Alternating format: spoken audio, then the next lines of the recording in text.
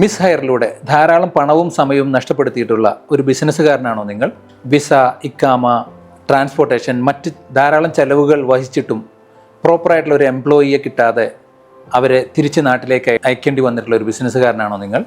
ഞാൻ Shameer Macmillan, the chartered accountant. കഴിഞ്ഞ 25ഓളം വർഷങ്ങളായി 500ഓളം കമ്പനികൾക്ക് പ്രോഫിറ്റ് ആർക്കിടെക്ചർ സർവീസിലൂടെ അവരുടെ പ്രോഫിറ്റ് ഇൻക്രീസ് ചെയ്യാനായി ഹെൽപ്പ് ചെയ്തിട്ടുള്ള ഒരു ബിസിനസ് കൺസൾട്ടൻ്റാണ് ഞാൻ.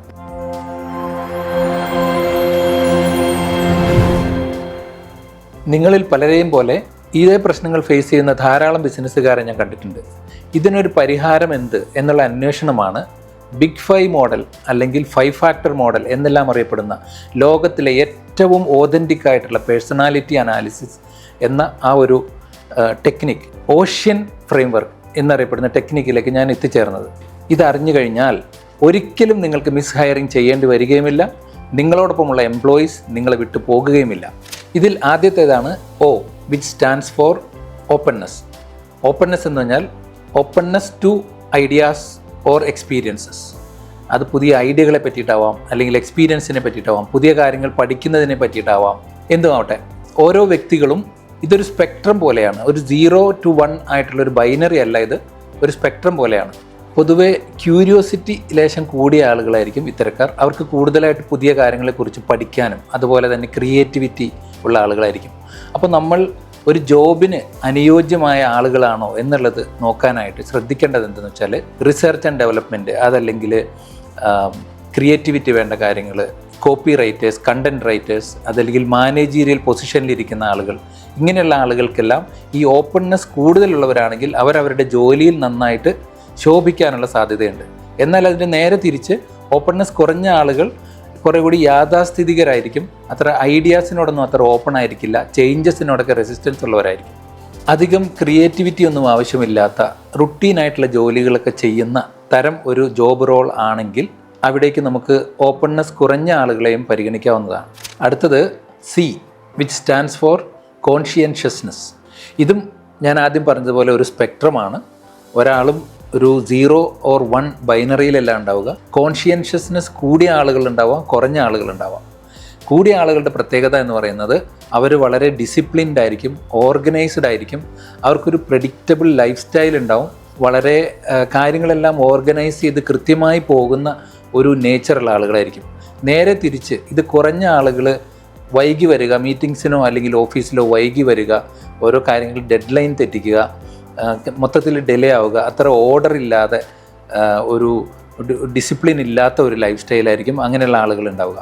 അപ്പോൾ നമ്മൾ ആളുകളെ ചൂസ് ചെയ്യുമ്പോൾ ഈ ഒരു ക്യാരക്ടർ നമുക്ക് അനലൈസ് ചെയ്യാൻ പറ്റിക്കഴിഞ്ഞാൽ അതിന് സ്യൂട്ടബിളായിട്ടുള്ള ഒരു പോസ്റ്റിലേക്ക് ആ ആളെ നമുക്ക് നിയോഗിക്കാൻ പറ്റും. നമ്മളുടെ തന്നെ പല എക്സ്പീരിയൻസിലുണ്ടാവും, നമുക്ക് ഡെഡ് ലൈൻ മിസ്സായിട്ടുള്ള കേസുകളുണ്ടാവും. ഇപ്പോൾ ടാക്സ് ഫയലിങ്ങോ അല്ലെങ്കിൽ വേറെ എന്തെങ്കിലും ഓഡിറ്റ്, മറ്റ് ഫയലിങ്ങോ അങ്ങനെയുള്ള സമയങ്ങളിൽ ഡെഡ് ലൈൻ മിസ്സായിട്ടുള്ള ആളുകൾ, പ്രോപ്പറായിട്ട് വൃത്തിയും വെടിപ്പുമായിട്ട് അക്കൗണ്ടിങ് മെയിൻറ്റെയിൻ ചെയ്യാത്ത അക്കൗണ്ടൻറ്റുമാർ, ഇങ്ങനെ പലരെയും നമ്മളുടെ ബിസിനസ് ലൈഫിൽ നമ്മൾ കണ്ടിട്ടുണ്ടാവും. നമ്മൾ അവിടെ ശ്രദ്ധിക്കേണ്ടതെന്ന് വെച്ചാൽ ഈ C എന്ന ഈ ഫാക്ടർ കൂടുതലുള്ള ആളുകളെ നമ്മൾ ഹയർ ചെയ്യാനായിട്ട് ശ്രദ്ധിക്കുക. പ്രത്യേകിച്ചും അക്കൗണ്ടിങ്, അതല്ലെങ്കിൽ റെഗുലറായിട്ട് ഡെഡ് ലൈൻ മീറ്റ് ചെയ്യേണ്ടി വരുന്ന, പ്രിസിഷൻ ആവശ്യമായിട്ട് വരുന്ന തരം ജോലികളിലെല്ലാം തീർച്ചയായിട്ടും ഈ കോൺഷ്യൻഷ്യസ്നെസ് അധികമുള്ള ആളുകളെ, നല്ല റേറ്റിംഗ് ഉള്ള ആളുകളെ തന്നെ നമ്മൾ തിരഞ്ഞെടുക്കണം. അടുത്തത് E സ്റ്റാൻഡ്സ് ഫോർ എക്സ്ട്രോവേർഷൻ.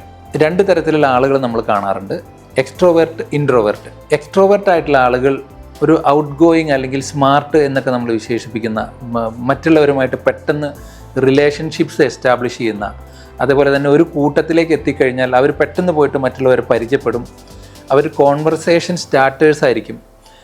അതേപോലെ തന്നെ പെട്ടെന്ന് മറ്റുള്ളവരുമായിട്ട് വളരെ സൗഹാർദ്ദത്തോടു കൂടി പെട്ടെന്ന് ഫ്രണ്ട്ഷിപ്പ് ബിൽഡ് ചെയ്യുക, അങ്ങനെയൊക്കെയുള്ളൊരു കപ്പാസിറ്റി ഉള്ളവരായിരിക്കും.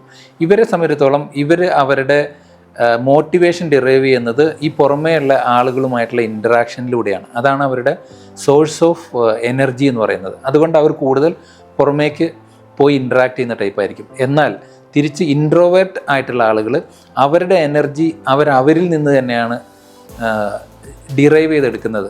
അവർ സെൽഫ് കണ്ടെയ്ൻഡ് ആയിട്ടുള്ള ആളുകളാണ്. അവർക്ക് മറ്റുള്ളവരുമായിട്ടുള്ള ഇൻറ്ററാക്ഷൻ ഒന്നും അത്ര പ്രധാനമല്ല, ഇല്ലെങ്കിലും അവരുടേതായ ലോകത്തിരിക്കാൻ കപ്പാസിറ്റിയും കേപ്പബിലിറ്റി ഉള്ളവരാണ്. ഇൻട്രോവേർട്ട് ആകുക എന്നുള്ളത് ഒരു കുറഞ്ഞ അല്ലെങ്കിൽ മോശമായ സംഗതി എന്ന് വിചാരിക്കേണ്ടതില്ല, അല്ലെങ്കിൽ അവർ ഡിപ്രസ്ഡ് ആണെന്നോ അങ്ങനെയൊന്നും അതിൻ്റെ ഇൻ്റർപ്രിട്ടേഷൻ കൊടുക്കേണ്ടതില്ല. പലരും പല നേച്ചറാണല്ലോ. അപ്പോൾ ഇവരെ നമുക്ക് നല്ല രീതിയിൽ നമുക്ക് നമ്മളുടെ ബിസിനസ്സിൽ യൂട്ടിലൈസ് ചെയ്യാൻ പറ്റും. എക്സ്ട്രോവേർട്ട് ആയിട്ടുള്ള ആളുകൾക്ക് നല്ല ജോബ് പ്രൊഫൈൽ എന്ന് പറയുന്നത് സെയിൽസിൽ അവർ നന്നായിട്ട് ശോഭിക്കും. കാരണം മറ്റ് കമ്പനികളിലോ പരിചയമില്ലാത്ത ആളുകളിലോ ചെന്ന് അവരുമായിട്ട് ഇടപെട്ട് ബിസിനസ് ജനറേറ്റ് ചെയ്യാനുള്ള ഒരു സ്കില്ല് അവർക്ക് കൂടുതലായിരിക്കും. അപ്പോൾ അതുകൊണ്ട് അത്തരം ജോലികളിൽ, അതേപോലെ തന്നെ HR, പബ്ലിക് റിലേഷൻ, ഇങ്ങനെയുള്ള മേഖലകളിലുള്ള ജോലികൾക്ക് എക്സ്ട്രോവേർഷൻ ഈ ഒരു ക്വാളിറ്റി കൂടുതലുള്ള ആളുകൾ നമ്മൾ ചൂസ് ചെയ്യുന്നത് നന്നായിരിക്കും. എന്നാൽ ഇൻട്രോവേർട്ട് ആയിട്ടുള്ള ആളുകൾ നമുക്ക് ഡെയിലി റുട്ടീൻ വർക്കുകൾ, അതേപോലെ തന്നെ ഒരു ഓഫീസിലിരുന്ന് ചെയ്യേണ്ട ടൈപ്പ് വർക്കുകൾ, ഇവരൊക്കെ വളരെ നല്ല രീതിയിൽ യൂട്ടിലൈസ് ചെയ്യാൻ പറ്റും. വളരെ കേപ്പബിൾ ആയിട്ടുള്ള ആളുകളാണ് അവർ. അടുത്തത് എ ഫോർ എഗ്രിയബിൾനെസ്.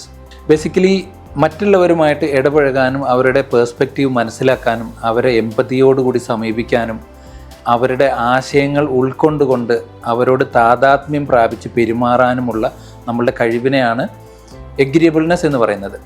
ഈ എഗ്രിയബിൾനെസ് കൂടിയ ആളുകൾ പൊതുവെ ഒരു ജനറൽ ഹാർമണി ഇഷ്ടപ്പെടുന്ന ആളുകളായിരിക്കും. അത് അവരുടെ പേഴ്സണൽ ലൈഫ് ആയിക്കോട്ടെ, വർക്ക് ലൈഫ് ആയിക്കോട്ടെ, അല്ലെങ്കിൽ അവരിടപഴകുന്ന സമൂഹത്തിലായിക്കോട്ടെ, ഒരു ജനറൽ ഹാർമണി, എല്ലാവരുമായിട്ട് ഒത്തൊരുമിച്ച് പോകുന്ന ടൈപ്പ് ആളുകളായിരിക്കും. അവർക്ക് മറ്റുള്ളവരുടെ പേഴ്സ്പെക്റ്റീവ് മനസ്സിലാകും, അവരുടെ പെയിൻ മനസ്സിലാവും. അപ്പോൾ എസ്പെഷ്യലി ഇപ്പോൾ ബിസിനസ് അനലിസ്റ്റ് പോലുള്ള ഒരു പൊസിഷനിൽ അങ്ങനെ ഒരാളെ ഇട്ട് കഴിഞ്ഞാൽ നമ്മുടെ ക്ലയൻറ്റിൻ്റെ സൈഡിൽ നിന്ന് അവരുടെ ആവശ്യങ്ങൾ മനസ്സിലാക്കാനും എമ്പതിയോടുകൂടി സമീപിക്കാനും പറ്റുന്ന, അല്ലെങ്കിൽ ഒരു കസ്റ്റമർ സപ്പോർട്ട്, അതുപോലെ HR ഇങ്ങനെയുള്ള പൊസിഷനുകളിലെല്ലാം തീർച്ചയായിട്ടും ഈ എഗ്രിയബിൾനെസ് ഹൈ ആയിട്ടുള്ള ആളുകളെ തന്നെ ഇടുക. അപ്പോൾ അവരെന്താണെന്ന് വെച്ചാൽ മറ്റുള്ളവരുമായിട്ട് നല്ല രീതിയിൽ ഇഴുകിച്ചേർന്ന് നല്ല ഒരു എൻവയോൺമെൻറ്റ് ക്രിയേറ്റ് ചെയ്യാനായിട്ട് അവർ നമ്മളെ ഹെൽപ്പ് ചെയ്യും. അതുപോലെ തന്നെ ഇവരുടെ ചില മോശമായ പെരുമാറ്റങ്ങൾ മൂലം, പ്രത്യേകിച്ച് മാനേജീരിയൽ അല്ലെങ്കിൽ ടീം ലീഡർ പൊസിഷനിൽ ഇരിക്കുന്ന ആളുകളുടെ മോശമായ പെരുമാറ്റം മൂലം നല്ല പല റിസോഴ്സസും രാജിവെച്ച് പോകുന്ന സിറ്റുവേഷനെല്ലാം നമുക്ക് അതിലൂടെ ഒഴിവാക്കാൻ പറ്റും. എഗ്രിയബിൾനെസ് കൂടിയ ആളുകൾ പൊതുവെ ട്രസ്റ്റബിൾ ആയിരിക്കും. കാരണം അവർ ഈസിലി മറ്റുള്ളവരെ ട്രസ്റ്റ് ചെയ്യും. അതുകൊണ്ട് തന്നെ നമുക്കും അവരെ ട്രസ്റ്റ് ചെയ്യാൻ പറ്റും. എന്നാൽ എഗ്രിയബിൾനെസ് കുറഞ്ഞ ആളുകൾ പൊതുവെ സ്റ്റബോൺ ആയിരിക്കും. അവരവരുടെ നിലപാടുകളിൽ നിന്നും വലുതായിട്ട് മാറാനൊന്നും അത്ര തയ്യാറാവില്ല.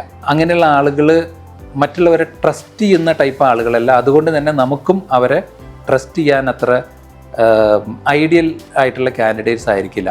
ഞാൻ പിടിച്ച മുയലിന് 3 കൊമ്പ് എന്ന് പറയുന്നത് പോലെ ഉള്ള ഒരു നേച്ചറുള്ള ആളുകളായിരിക്കും ഈ പൊതുവെ ഈ എഗ്രിയബിൾനെസ് കുറഞ്ഞ ആളുകൾ. അടുത്തത് N, which stands four neuroticism.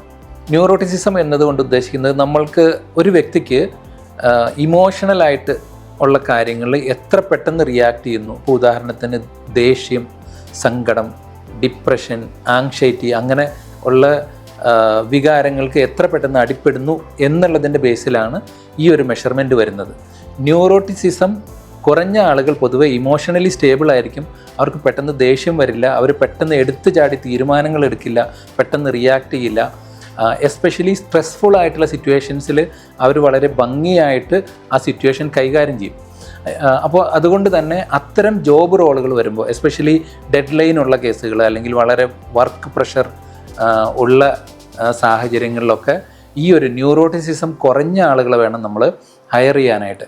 എന്നാൽ നേരെ മറിച്ച് ന്യൂറോട്ടിസിസം കൂടുതലുള്ള ആളുകൾ അവർ പെട്ടെന്ന് റിയാക്ട് ചെയ്യും, പെട്ടെന്ന് ദേഷ്യപ്പെടും, കോപികളായിരിക്കും. അപ്പോൾ ഇങ്ങനെയുള്ള ആളുകൾ നമ്മുടെ ഒരു വർക്ക് എൻവയോൺമെൻറ്റിൽ വന്നിട്ട് ചെറിയൊരു നിസ്സാര കാര്യത്തിനൊക്കെ പൊട്ടിത്തെറിക്കുന്ന സിറ്റുവേഷൻ ഉണ്ടായിക്കഴിഞ്ഞാൽ സ്വാഭാവികമായിട്ടും നമ്മളുടെ മറ്റ് ടീമിനെ അത് ബാധിക്കും. അത് ബാധിക്കുമ്പോൾ എന്താ വെച്ചാൽ ചിലപ്പോൾ നല്ല ടാലൻസ് ഒക്കെ നമ്മൾ കമ്പനി ഉപേക്ഷിച്ച് റിസൈൻ ചെയ്ത് പോയെന്ന് വരും. അപ്പോൾ അതുകൊണ്ട് തന്നെ നമ്മൾ ഹയറിങ്ങിൽ ഈ ന്യൂറോട്ടിസിസത്തിൻ്റെ ഒരു റേഞ്ച് എന്താണെന്നുള്ളത് കൃത്യമായ ടെസ്റ്റിങ്ങുകളിലൂടെ മെഷർമെൻറ്റിലൂടെ മനസ്സിലാക്കി തന്നെ ഇരിക്കേണ്ടതാണ്. അതുപോലെ തന്നെ ഈ ന്യൂറോട്ടിസിസം ഹൈ ആയിട്ടുള്ള ആളുകൾ, നമ്മൾ മലയാളത്തിലൊരു ചൊല്ലുണ്ടല്ലോ, ഇത് കർത്തവ്യതാമൂഢരായി നിന്നുപോയി എന്ന് പറയുന്നത്. അതുപോലെ ഇപ്പോൾ ഒരു സ്ട്രെസ്ഫുൾ സിറ്റുവേഷൻ വരുമ്പോൾ ഇവർക്കത് ഹാൻഡിൽ ചെയ്യാൻ പറ്റാതെ ചിലപ്പോൾ അവരിങ്ങനെ ഫ്രീസായിട്ട് നിന്ന് പോയെന്നിരിക്കും. അതുകൊണ്ട് തന്നെ ക്രിട്ടിക്കലായിട്ടുള്ള ജോലികളൊന്നും ഇത്തരക്കാരെ നമ്മളെ ഏൽപ്പിക്കരുത്. ന്യൂറോട്ടിസിസം കുറഞ്ഞ ആളുകളെ തന്നെ നമ്മൾ പ്രത്യേകം ചെക്ക് ചെയ്തിട്ട് അങ്ങനെയുള്ള ആളുകളെ തന്നെ വേണം നമ്മൾ ഹയർ ചെയ്യാനായിട്ട്.